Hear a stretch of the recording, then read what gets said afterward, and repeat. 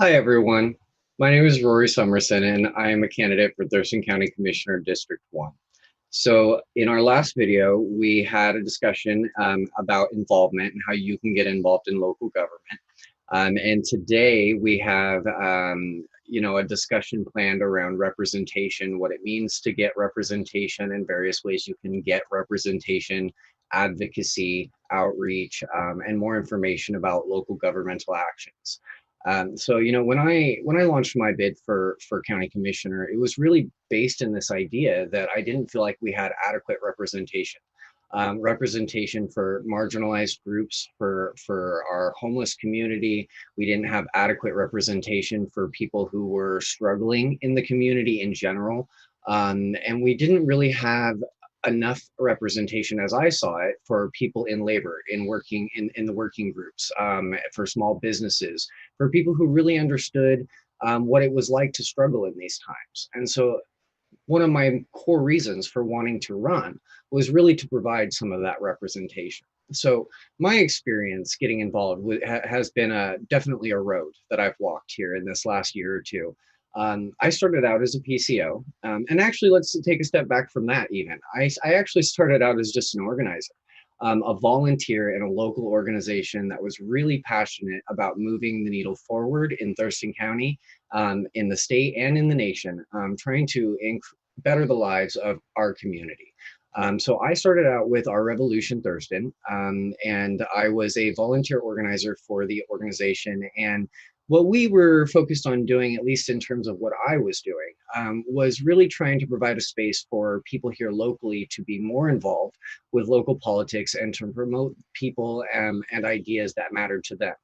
And so when I joined our Revolution Thurston, it was really because I went to a group that they had hosted, a meeting that they had hosted, and I'd sat through the meeting out of interest because I knew that our revolution was something that my presidential candidate that I had favored was a movement that that person had started.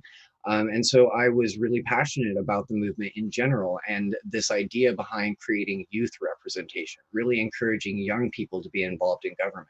And as you know, many of our local parties have that in their platforms, is really providing a space for young people to be involved. So I went to that meeting with our revolution, and my takeaway from that meeting is that we needed more PCOs. We needed more precinct committee officers to get involved with the local party and help advocate for some of the issues that we felt were most important to us. So that's things like Medicare for all, equijustice, environmental concerns, stuff along those lines. And so it was really, really important to me after going to that Our Revolution meeting to then follow up with our local party, and see what I could do to get involved. And so I joined the local Thurston County Democratic Party. I applied to become an appointed PCO because at the time, my precinct already had a PCO. And so I went to that meeting, I applied for appointment, and I was appointed by the executive committee to serve as a precinct committee officer. And now, interestingly enough, I am up for election because PCOs serve about 2 years. And so I think what I found really interesting throughout that process as somebody who's not typically been involved historically, really deeply in political organizations, was how complicated the process can be if you have no prior read-in. And so what I wanted to do was really to facilitate this public involvement and public information. And so as a PCO, I spent a lot of time in my precinct, delivering flyers and providing information to the voters here, and making sure that I was providing that information to the best of my ability. And so when I went when I've been going to these meetings, the takeaway that I keep hearing is that people in our party, at least in the Democratic Party, didn't feel like they had adequate representation in county governance. And so that was where my attention was drawn. Sorry, my cat was just hanging out in my lap, chilling with me. He was my little guest for the show. But yeah, that was one of the things that I felt, and that people in the local party had felt, was that we didn't have enough representation in county governments. And so that was where my attention was drawn, and looking at what positions were available and how we could create more representation and advocacy at the county level. And so I saw that, we had a county commission position that was coming up for election here, and decided, what, I'm really passionate about all the issues that we're faced with here in Thurston County, and decided that I was willing to put my name in the ring and advocate for my community.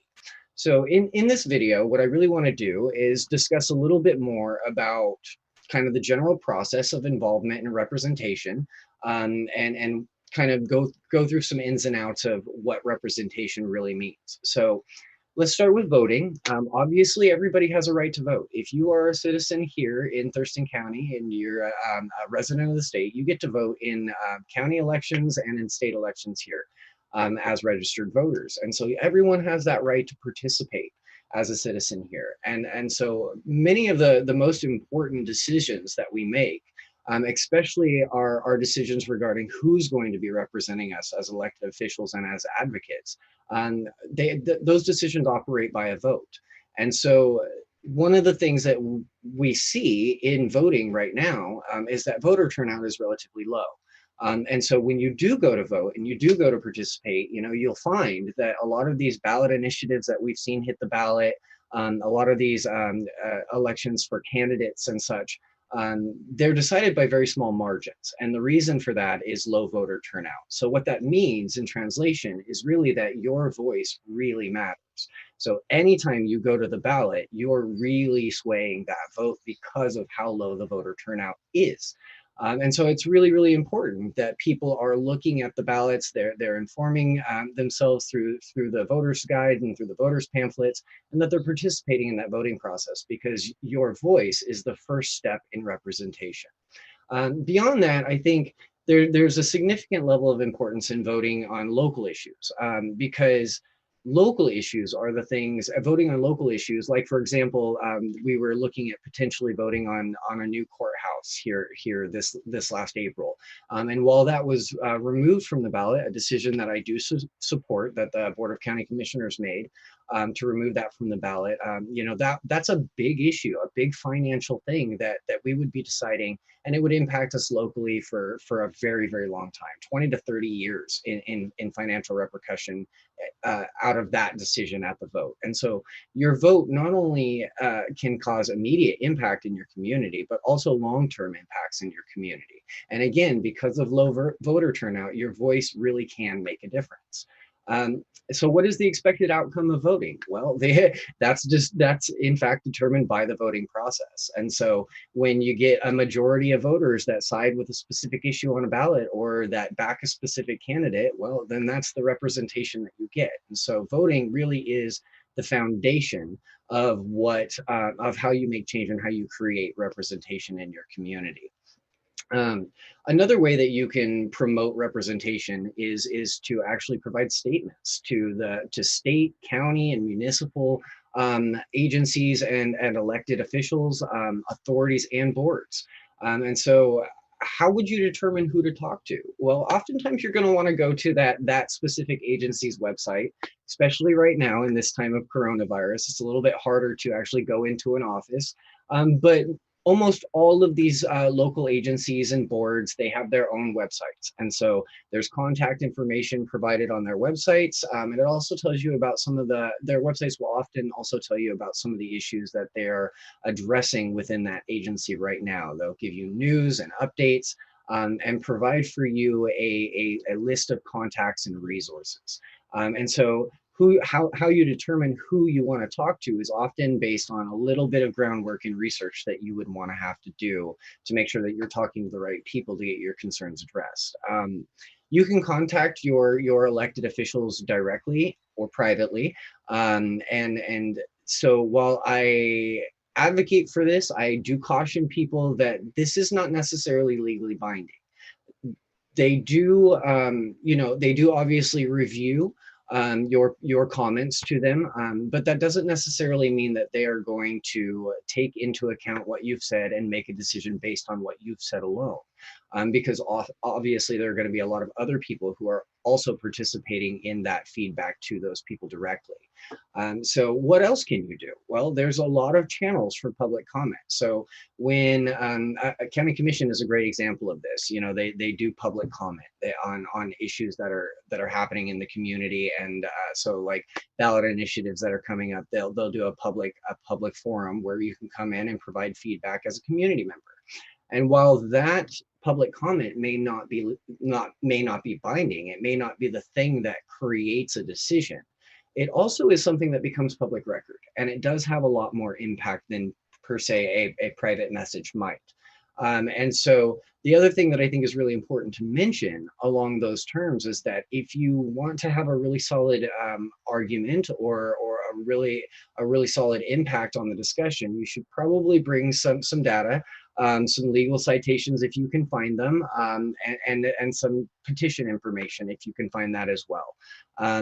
The impact is increased on whether or not you can get your authorities, if you know the authorities in question. So like if you've met your county commissioners personally, or if you've been involved in the past, then you know they tend to look at you a little bit as somebody that they you know, value the input from. But that's a matter of actually being involved, and hopefully having some type of relationship with your local electeds. But if that's not the case, say you've never been involved before and you've never met your local electeds, that public forum is still a place where you can inform the discussion.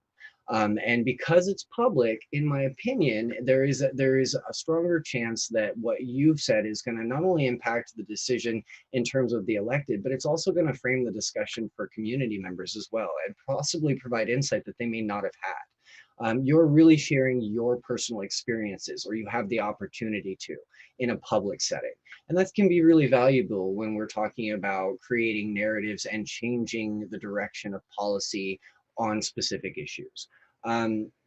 So what is an expected outcome of public comment? Well, really what we're saying is that there's nothing legally binding that's going to happen from public comment, but you're still going to be able to potentially get press coverage and bring more awareness to the issues that are important to you. So that's one way that you can seek representation, is just by creating awareness, by participating in public comment. You know, another option that you might have would be petitions. So in Olympia, for example, you know, you can do a petition to create change in your local community. Petitions in Olympia are based on getting 15% of voters registered in the municipality, and this varies by municipality, all throughout the county and all throughout the state. And there are a lot of cities who actually don't even have a process by which you can do this. But in Olympia, as the example, it's 15% of registered voters in Olympia. If you can get 15% of those registered voters to sign a petition, then you're going to be able to make a case for actual change. You're going to be able to potentially get something in front of the city council, or an initiative going that could actually change something in your community, or directly affect an issue that's important to you. There are a lot of rules and thresholds that you've got to meet. Again, that 15% of registered voters is one of those thresholds. But petitions can be really valuable. You know, obviously, another example of that is signing petitions, having registered voters sign a petition for a candidate to waive the fee for filing. So that's one way that you can seek direct representation, just by means of collecting signatures. That allows candidates who otherwise wouldn't be able to afford getting on the ballot to actually be on the ballot and create a space for representation there. There are some legally binding channels as well that you can use to generate and create representation. So complaints, you can file complaints with state and federal attorneys general, with county prosecutors. You can file reports with the police, depending on the situation. And so those would be more legally binding channels, because then those entities are required to follow up with that complaint. Another thing that you can proceed with or pursue is agency specific channels that are legally binding. So like public records requests. So if you're seeking, you know, more information about an issue to kind of guide your discussion and how you feel about representation, then definitely you can go with those channels for public records requests to get more holistic information about the issue at hand. Another option is ombudsman. So ombudsmen are effectively, they're advocates for specific issues in your community. So an example of this might be that Thurston Mason Behavioral Health Organization has an ombudsman's process, and they are an independent organization, and they are not going to be somebody that's going to be able to directly change a rule or a regulation, but they're going to be an advocate for you. So what in terms of an ombudsman are we looking at? We're really looking at assistance.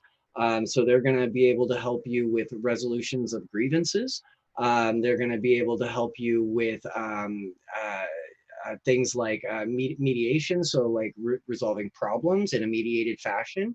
They're going to be able to help you with more in-depth advocacy, so advocating on your behalf.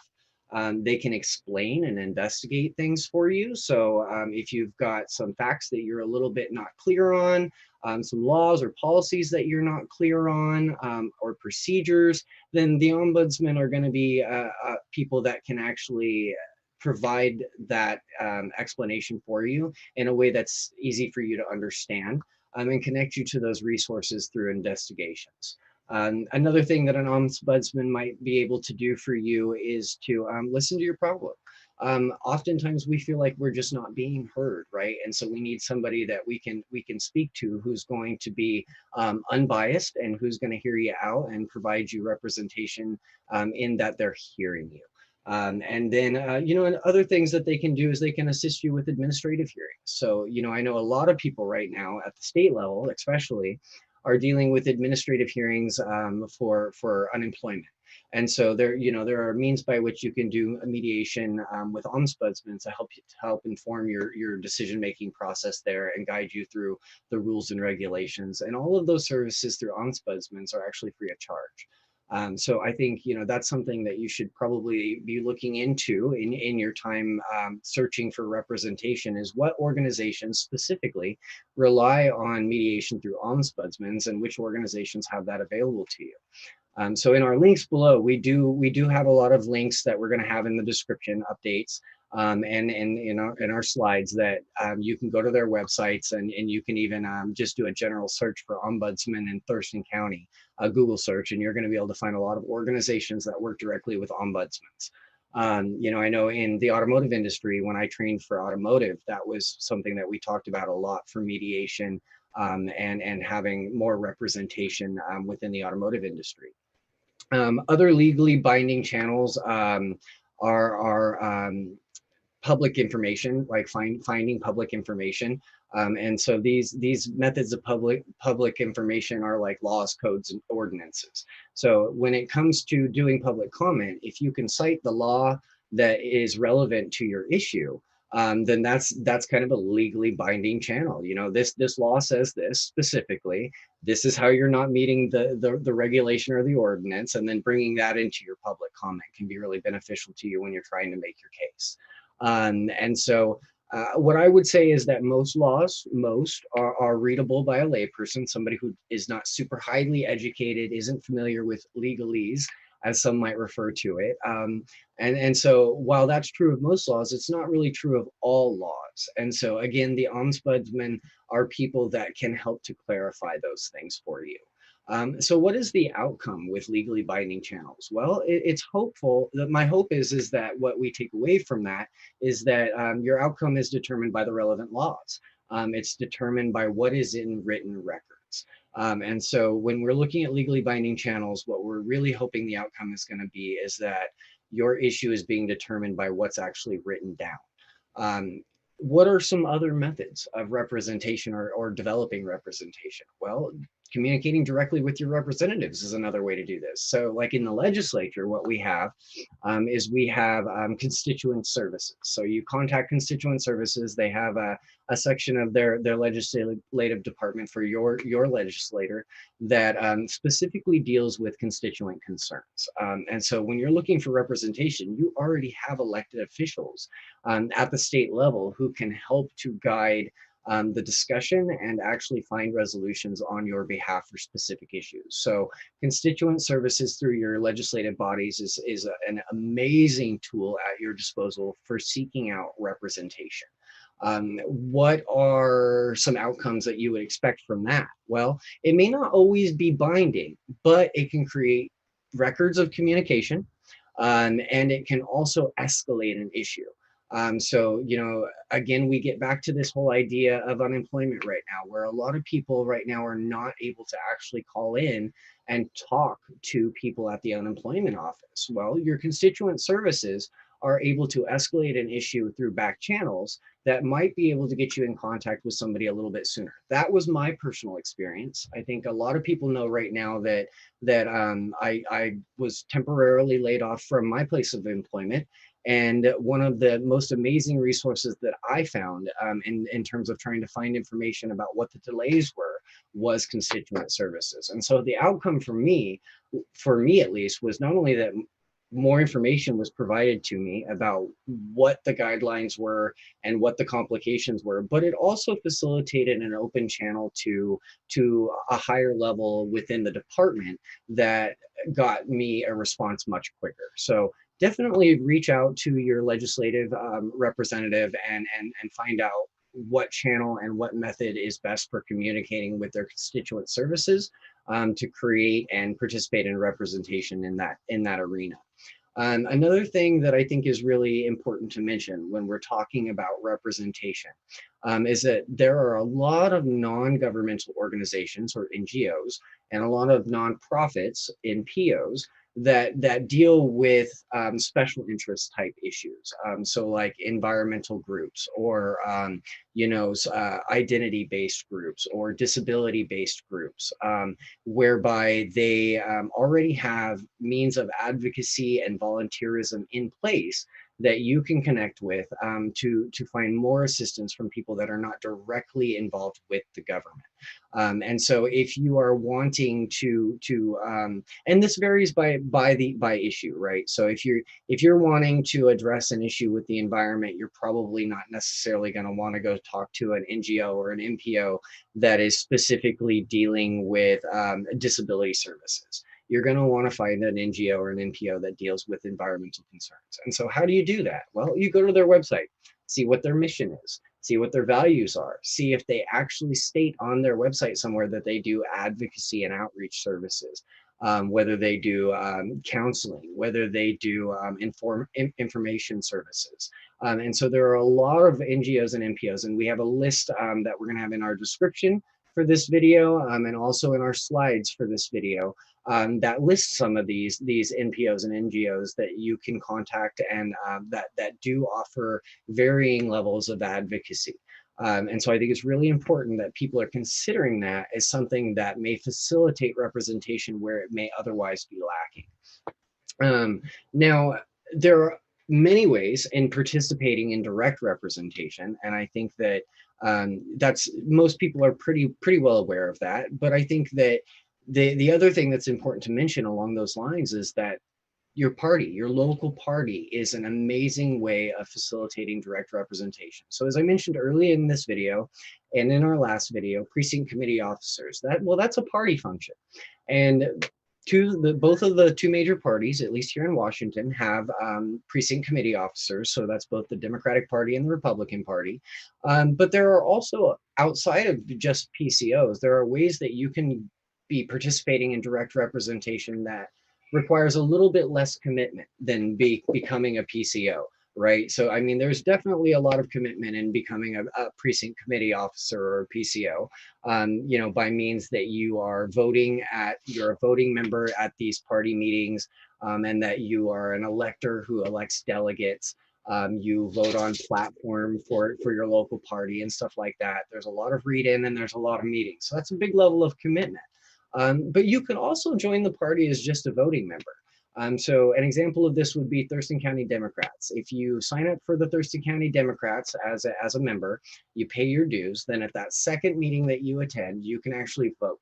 And so there's a large variety of things that we vote on for things like resolutions and amendments to the bylaws and the platform.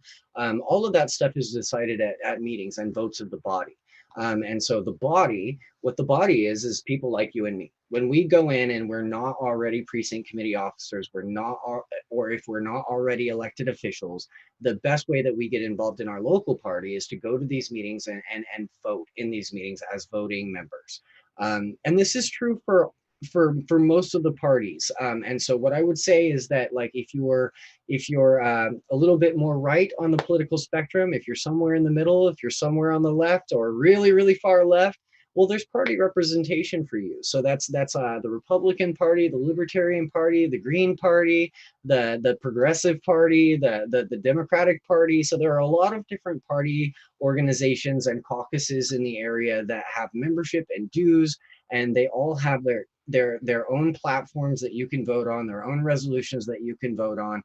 And so there's opportunities for involvement and representation that's a little bit lower commitment level, but that is representative of issues and your views in society.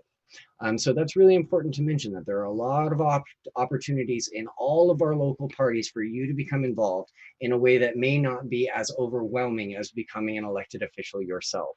The interest group listings, I think, is kind of important for me to point out as well. So if you go to votesmart.org, they're going to have some non-biased information about local candidates, local issues, and ways that you can get involved. So votesmart.org is a pretty great informational resource to seek out representation if you're not sure where to turn or what issues are happening or going on in your community right now. VoteSmart will help you out with that.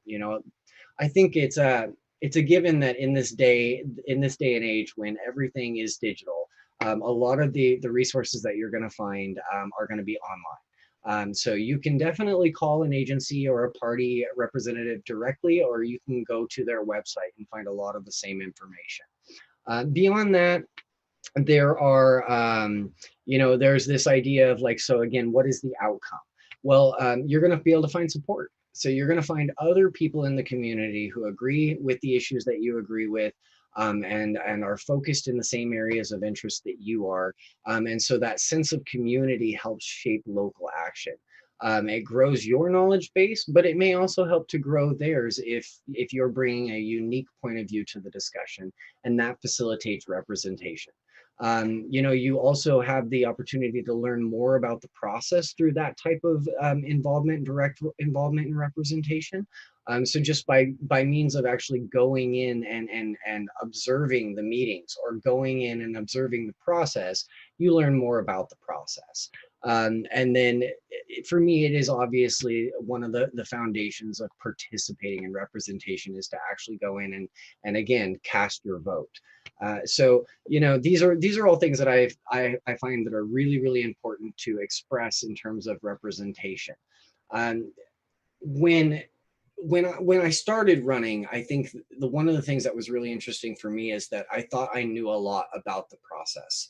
And in reality, the more I searched around on the internet, the more I got connected with the local party and state parties and organizations, I realized there was a lot I didn't know. And I realized that the processes by which you get involved in and seek representation are a lot more complex than I realized. And so a lot of this really does come down to putting in a little bit of legwork and doing a little bit of research in your free time. And if you need assistance with that, again, there are organizations that can help guide that process for you. Always feel free to reach out to your representatives. I did mention this earlier in the video, but you can reach out to your precinct committee officers. You can reach out to your local electeds. You can reach out to county and state officials and various agencies. They will often have somebody on staff whose sole responsibility, whose sole job is to help inform you and get you connected to the person you need to talk to. These are, in terms of representation, I felt that it was definitely really important that we had this really brief discussion about what it meant to seek out representation and create representation in your community and how you can get involved. I do encourage you, if you have any questions about these kinds of things, to also reach out to me or any of the other candidates that are running if you want more information about how they can get involved. Because one of the core things that you can do is volunteer. And that's also a means by which you can seek direct representation. So local candidates, all of us, we need volunteers to actually do the field work. We need volunteers to do the phone banking and the text banking, to collect signatures for petitions and ballot initiatives. And so getting involved and seeking representation often is achieved by volunteering your time to be involved. And that goes beyond just going to the meetings for your party. It also goes to your ability to help candidates that you believe in, that agree with the issues that are important to you, and help them get elected so that you can help to create that representation directly. If you have any further questions, I always encourage people to reach out to me on my website. My website is voterory.com, real simple, real easy.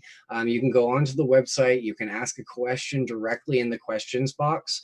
You can sign up to volunteer on my website, and you can also give me a call directly from the number that's listed on the website. So if you have more questions about representation, feel free to reach out. And I think that that's true for most all candidates, I should hope. And so that's a lot of what I wanted to talk about today, was really just how we go about seeking representation and what options are available to us. My hope is that by running myself and seeking this elected position myself, I'm going to be able to facilitate a lot of that. We have briefly talked in other videos about boards that the county commission actually does appointments for. And so when you elect somebody, when you put a candidate forward, you volunteer for their campaign and you help them win, then that candidate is then able to appoint people to those boards. So this is specific to county commission, obviously, but the candidate that you've elected is then going to be able to appoint people to those boards. And that's one of those ways that you can actually create direct representation. And I know that it seems like a really difficult process to go about getting involved yourself, but it only seems difficult. Really, all you've got to do is just reach out to somebody, to a candidate that you're passionate about, and ask them, well, how do I get involved? What more can I do? And those candidates are going to be able to give you those resources in terms of the politosphere. Anything above and beyond that, then definitely you're going to be wanting to reach out to specific organizations. So if you're having trouble with something that's related to your employer, there are definitely legal services that you can contact and agencies within the government that you can look at, that will help you provide for that representation. So I wanted to thank you again for tuning in today. This has been County Conversations. We talked a little bit about representation. We have some links below in our description for you. And if we don't have them all yet, we're going to be updating that throughout the course of the day, just to make sure that we've got some inclusive links for everybody.